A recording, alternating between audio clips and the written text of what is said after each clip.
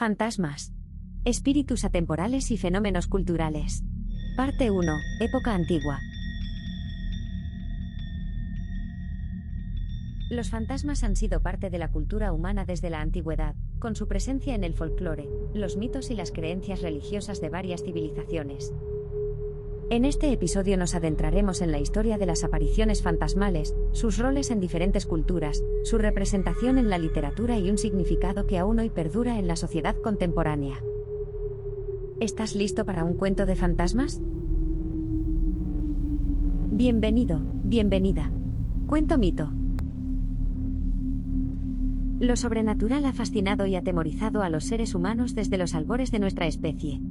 Desde el temor y la veneración por los cuerpos celestes, vistos como dioses y demonios, hasta la inquietud que generaba la muerte de un familiar por razones naturales, ha creado en torno a la figura de los espectros todo tipo de historias y mitos.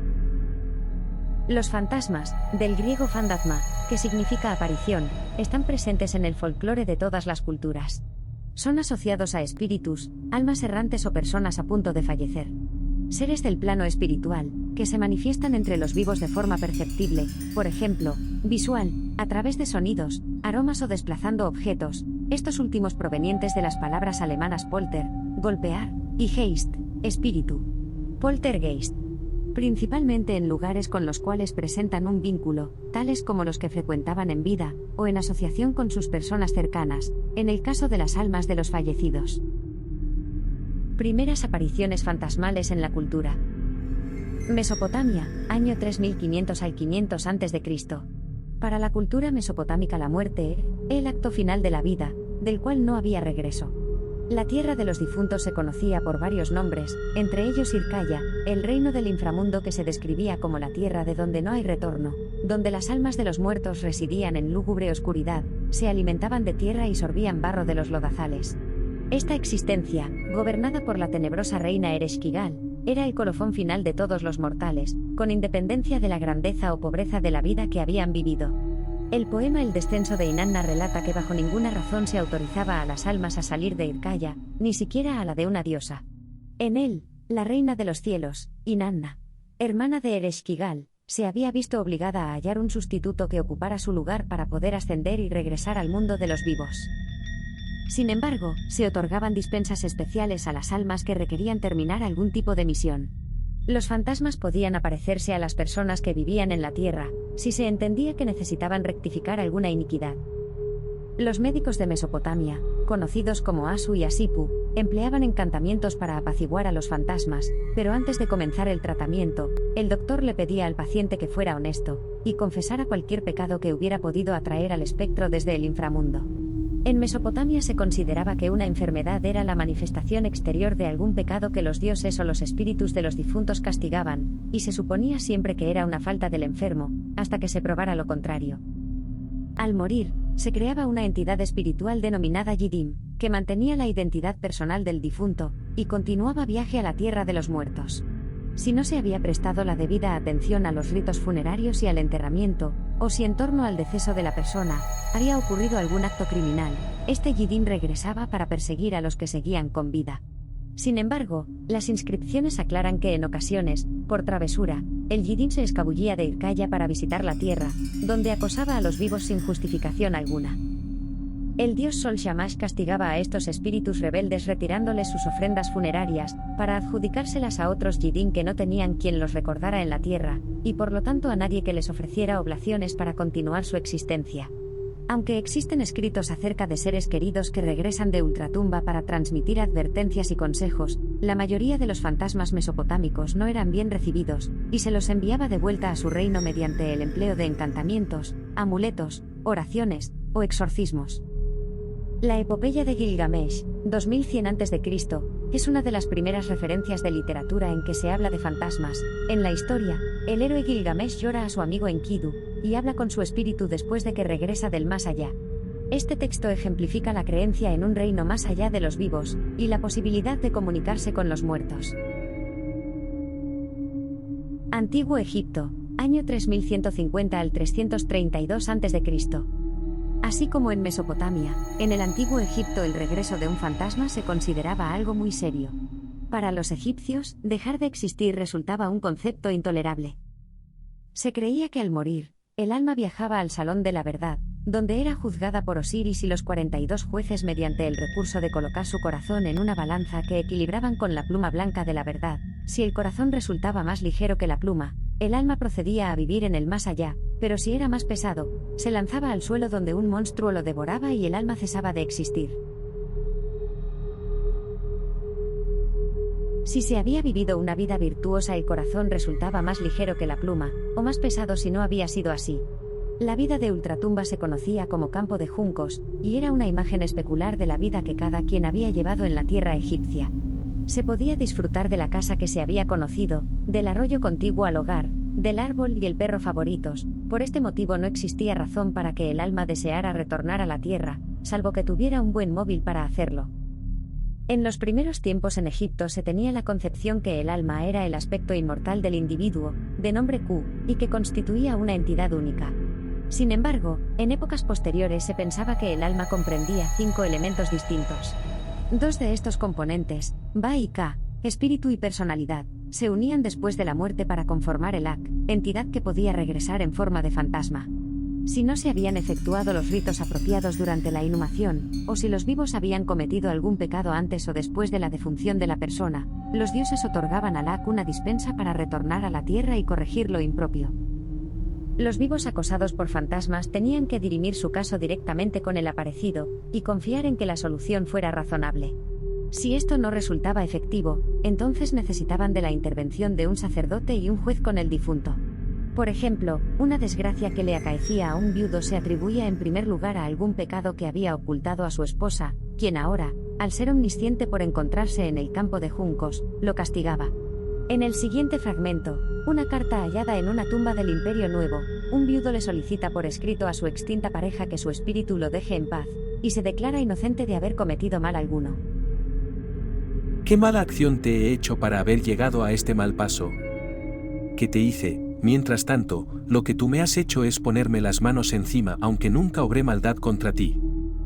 Desde el tiempo en que viví contigo como esposo tuyo hasta el día de hoy, ¿qué te hice que haya tenido que ocultar? Cuando enfermaste de la enfermedad que sufriste, hice que se buscara a un maestro médico. Pasé como un hombre 8 meses sin comer ni beber. Lloré sobremanera frente a mi residencia junto a los que compartían mi techo. Te di ropas de lino para envolverte y ninguna asistencia dejé de realizar que tuviera que hacerse por ti. Y ahora, contempla, he pasado 3 años en soledad sin entrar en casa alguna, aunque no está bien que alguien como yo haya tenido que hacerlo. Esto he hecho por tu causa. Pero, atiende, no sabes diferenciar el bien del mal. Nardo 32. Los espíritus de los difuntos podían traerles muchos beneficios y protección a los vivos durante toda la vida, si se los sepultaba con los ritos apropiados y se los recordaba con perseverancia. No obstante, al entender de los egipcios existía una diferencia fundamental entre el espíritu que residía de manera pacífica en el campo de juncos y el fantasma que regresaba a la tierra. Antigua Grecia, año 1200 al 146 a.C. En la antigua Grecia la vida de ultratumba comprendía 3 reinos distintos. Al fallecer se colocaba una moneda en la boca del difunto, que servía de pago al barquero Caronte para que cruzara el alma a través del río Styx.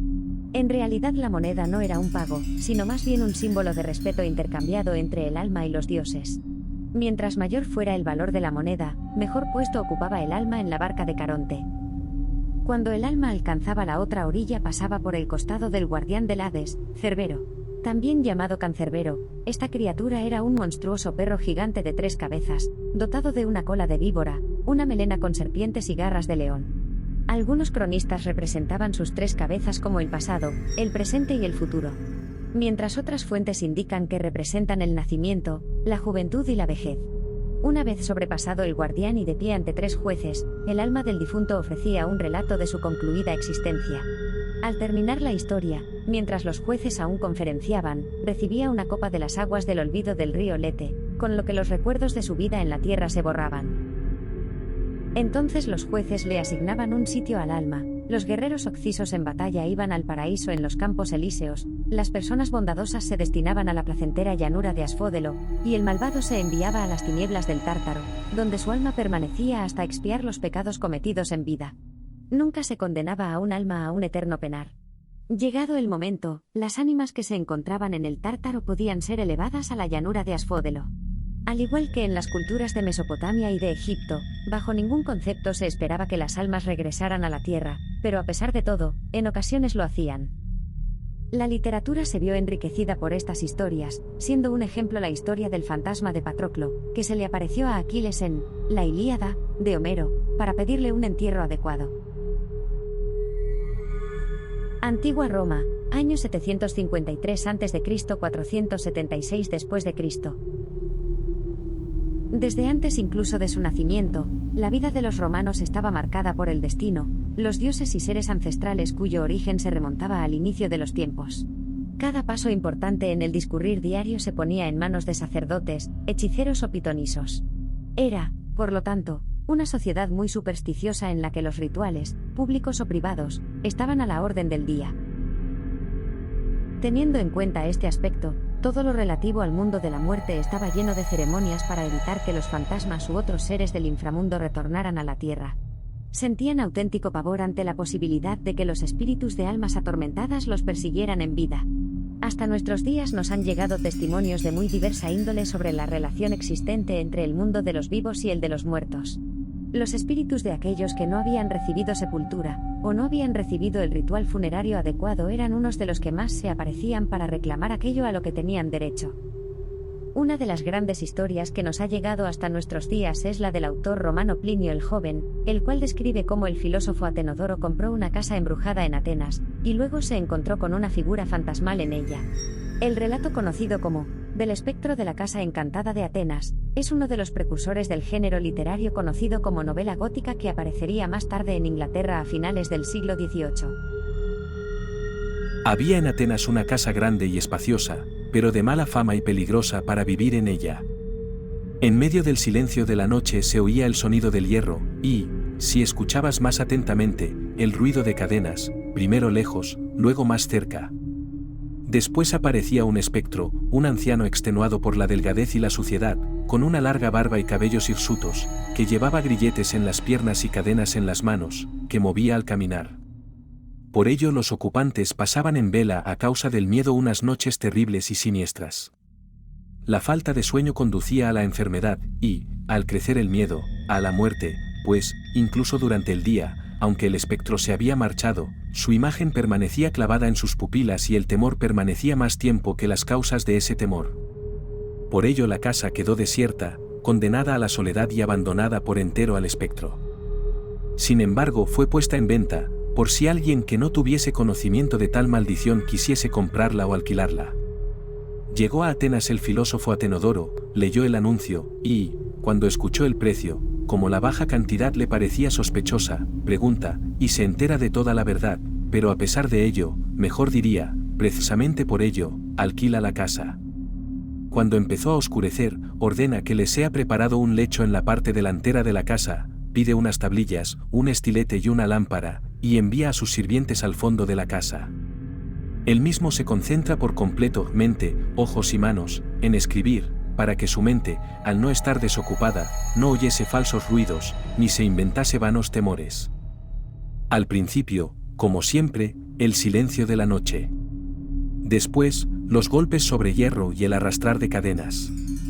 Él ni levantaba los ojos, ni dejaba de escribir, sino que se concentraba aún más en el trabajo y en mantener sus oídos sordos. Entonces, el estruendo continuaba creciendo, se aproximaba y se oía primero en el umbral de la puerta, y luego dentro de la habitación. Atenodoro levanta la vista, mira y reconoce el espectro que le habían descrito. Allí estaba de pie y hacía señas con un dedo como si le llamase.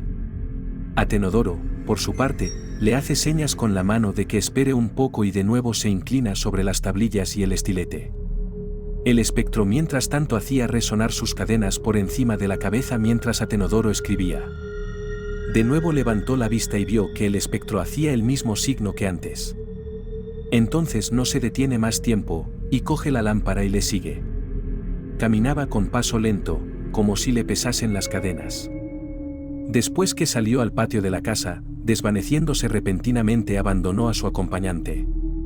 Una vez solo, Atenodoro arranca unas hierbas y hojas y las coloca en el lugar como una señal. Al día siguiente se dirige a los magistrados y les pide que ordenen realizar una excavación en aquel lugar. Se encontraron unos huesos, incrustados y mezclados con las cadenas, que el cuerpo putrefacto por la acción del tiempo y la humedad de la tierra había dejado desnudos y consumidos por los grilletes. Los huesos fueron recogidos y se les dio una sepultura pública. En lo sucesivo, la casa se vio libre de fantasmas indebidamente sepultados. Los fantasmas en China e India. En la cultura china, el espíritu de una persona ahogada, fallecida en soledad o en batalla, o mediante algún otro tipo de extinción en que quedaba sin sepultar, se aparecía en forma corpórea y solo podía verse de noche, a la luz de una tea. El espíritu de un ancestro que deseaba referir algo o impartir un aviso se aparecía en sueños.